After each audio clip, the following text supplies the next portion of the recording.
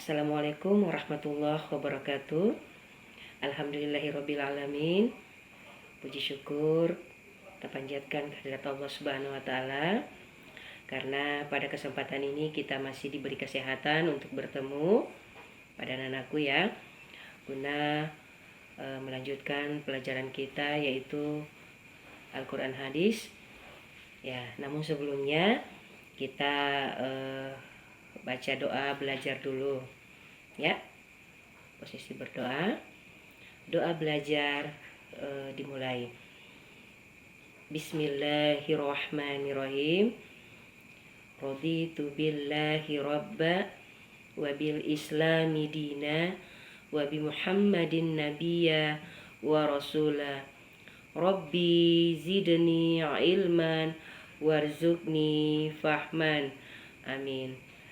Baiklah anakku semua, marilah kita sama-sama membuka pelajaran ini dengan Ibu Guru berharap anakku semua semangat dan bisa lebih konsentrasi atau fokus pada apa yang Ibu Guru sampaikan. Alhamdulillah anak-anakku semua, siapkan buku cetak Al-Quran hadisnya. Kemudian buka pada halaman 52 dan seterusnya. Nah, di situ akan kita pelajari pelajaran 6. Materinya adalah surah Al-Lahab. Ya, surah Al-Lahab ya. Tolong diperhatikan. Ibu Guru tampilkan slide atau gambarnya dan anak-anakku perhatikan bukunya pada halaman 53. Ya, yaitu melafalkan surah Al-Lahab. Ya. Baik, Ibu Guru akan menjelaskan sedikit tentang surah Al-Lahab tersebut. Ya, perhatikan bukunya, Ibu Guru akan membacakan ya. Surah Al-Lahab terdiri dari 5 ayat. Surah Al-Lahab adalah surah ke-111. Surah Al-Lahab diturunkan di kota Mekah. Surah Al-Lahab diturunkan setelah surah Al-Fatihah. Al-Lahab artinya gejolak api. Dan surah Al-Lahab diturunkan untuk memberi peringatan kepada Abu Lahab. Itulah tadi surah Al-Lahab, sedikit penjelasannya, bagaimana, apa artinya dan berapa ayat. Berikutnya adalah ya, Ibu Guru akan sedikit menceritakan tentang mengenai surah Al-Lahab ya. Diperhatikan, Ibu Guru tunjuk pada gambar, anak-anakku perhatikan ya. Ya, pada surah Al-Lahab menceritakan tentang Abu Lahab adalah paman Nabi. Jadi Abu Lahab itu adalah pamannya Nabi. Ya. Abu Lahab tidak suka dengan ajaran Islam. Ya. Abu Lahab atau paman Nabi memiliki sifat jahat. Abu Lahab dan istrinya selalu berusaha mencelakai Nabi Muhammad.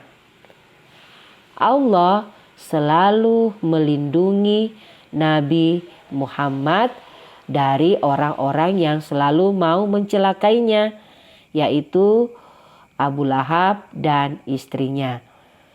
Kemudian Allah membenci perbuatan Abu Jahal dan istrinya, yaitu paman Nabi. Dan Abu Lahab dan istrinya akan dimasukkan ke dalam nerakanya Allah Subhanahu wa ta'ala. Jadi itu tadi cerita atau mengenai isi surah dari surah Al-Lahab tersebut. Jadi menceritakan tentang sifat paman Nabi, yaitu Abu Lahab dan istrinya yang selalu menentang Nabi akan ajarannya, yaitu ajaran agama Islam. Nabi sangat-sangat dibenci oleh pamannya sendiri, berusaha untuk mencelakai bahkan membunuh Nabi Muhammad. Tetapi Allah selalu melindungi ya dari orang-orang yang hendak mencelakai atau ingin membunuh Nabi Muhammad. Dan Abu Lahab serta istrinya akan dimasukkan ke dalam nerakanya Allah. Nah, sehingga Allah Subhanahu wa taala mengabadikan atau mengisahkan namanya surah Al-Lahab. Berikutnya, baik, kita akan melafalkan surah Al-Lahab ya. Ibu guru akan bacakan, anak-anakku semua menyimak dengan baik. Setelah menyimak tentunya nanti akan membaca sendiri ya.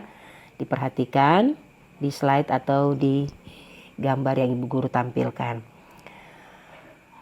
A'udzu billahi minasy syaithanir rajim. Bismillahirrahmanirrahim. Tabbat yada abi lahabi wa tab. Ma aghna anhu maluhu wa ma kasab. Sayasla naran zata lahab.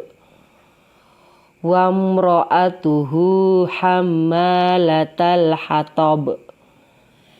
Fi jidiha hablum mim masad. Sadaqallahul azim. Perhatikan kembali, ibu guru akan membacakan terjemahan atau arti dari surah Al-Lahab. Ya. Aku berlindung kepada Allah dari godaan setan yang terkutuk dengan menyebut nama Allah yang Maha Pengasih, Maha Penyayang. Ayat yang pertama artinya, binasalah kedua tangan Abu Lahab dan benar-benar binasa dia. Ayat yang kedua terjemahannya adalah, tidaklah berguna baginya hartanya dan apa yang dia usahakan.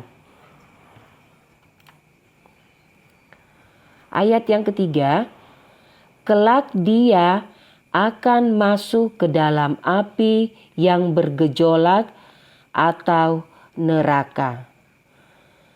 Dan begitu pula istrinya, pembawa kayu bakar, penyebar fitnah. Itu pada ayat yang keempat. Dan yang terakhir ayat kelima adalah, di lehernya ada tali dari sabut yang dipintal. Ya, itulah tadi terjemahan atau arti dari surah Al-Lahab. Begitu Allah sangat membenci, walaupun dia paman Nabi, ya, dia sangat membenci karena apa yang Nabi Muhammad menyampaikan kebenaran atau ajaran-ajaran yang diberikan oleh Allah Subhanahu wa taala kepada Nabi Muhammad untuk disampaikan kepada umatnya, itu selalu ditentang oleh pamannya sendiri, yaitu Abu Lahab dan istrinya. Sehingga Allah itu mengabadikan di dalam Al-Quran. Kenapa? Supaya kita sebagai umat atau hamba Allah ya akan memberikan contoh bahwa apabila kita menentang kebenaran atau agama Islam yang diajarkan atau disampaikan oleh Nabi Muhammad, haruslah senantiasa kita laksanakan. Ya, jangan seperti paman Nabi Karena kalau seperti paman Nabi, tentunya kita akan dijerumuskan atau dimasukkan ke dalam api nerakanya Allah. Baik, berikutnya. Ya, di situ pada bukunya ya, di halaman 56 ada sebuah cerita, yaitu Pak Hafiz menyuruh murid-murid kelas 1 membaca surah Al-Lahab di depan kelas. Ya, contohnya Pak Hafiz menunjuk ada namanya Naira, Kaila, Zaki, dan Hasan. Jadi keempat-empatnya itu disuruh maju ke depan, satu persatu membacakan surah Al-Lahab. Nah, setelah satu persatu mereka dengan secara bersama-sama membacakan surah Al-Lahab. Ya, berikutnya adalah terbiasa membaca surah Al-Lahab. Nah, jika kita terbiasa membaca surah Al-Lahab, tentunya ya, orang Islam diperintahkan untuk berlomba dalam kebaikan. Biasa disebut dengan fastabiqul khairat, yaitu berlomba-lomba dalam kebaikan. Nah, kemudian setiap amal kebaikan yang dikerjakan akan mendapat pahala. Jadi apapun yang kita lakukan dalam hal yang baik-baik, Allah selalu akan memberikan pahalanya. Ya, beramal harus ikhlas karena Allah. Jadi kalau kita melakukan sesuatu yang baik, tentunya harus ikhlas. Contohnya apa? Kita membantu orang tua di rumah, atau misalnya kita bersedekah harus ikhlas. Itu contoh kecil ya. Oke, berikutnya adalah mari kita menghafal surah Al-Lahab. Nah, jika sudah hafal, sering-seringlah dibaca agar hafalan senantiasa surah Al-Lahab tetap terjaga dengan baik. Ya, dan surah Al-Lahab dibaca ketika akan sholat ataupun di luar sholat. Sama-sama berpahala jika kita selalu mengucapkan atau membaca surah Al-Lahab. Berikutnya, ya, sampailah pada rangkuman atau inti daripada surah Al-Lahab. Baik, Bu Guru ulangi. Surah Al-Lahab terdiri dari 5 ayat dan surah yang ke-111. Surah Al-Lahab diturunkan di kota Mekah. Surah Al-Lahab diturunkan setelah surah Al-Fatihah. Dan Al-Lahab artinya gejolak api. Ya, itulah tadi penjelasan mengenai pelajaran Al-Quran hadis dengan materi surah Al-Lahab. Baik anak-anakku semua, apa yang Ibu Guru sampaikan, apa yang Ibu Guru berikan materi ini, semoga anak-anakku bisa mencernanya, bisa mengetahui, menghafalkan, kemudian menerapkan atau melaksanakan atau melakukan, ya, karena sekecil apapun ilmu yang kita ketahui atau diberikan kepada Bapak atau Ibu Guru, apabila kita laksanakan tentunya mendapatkan pahala. Dan kalau pahalanya kita banyak, tentunya Allah akan menjanjikan surga. Ya, baiklah anakku semua, semoga bermanfaat ya. Semangat belajar, rajin sholat, rajin mengaji, rajin menghafal, serta rajin membantu ayah dan bunda. Baik, Ibu Guru akan mengakhiri dengan ucapan billahi taufiq wal hidayah. Wassalamualaikum warahmatullahi wabarakatuh.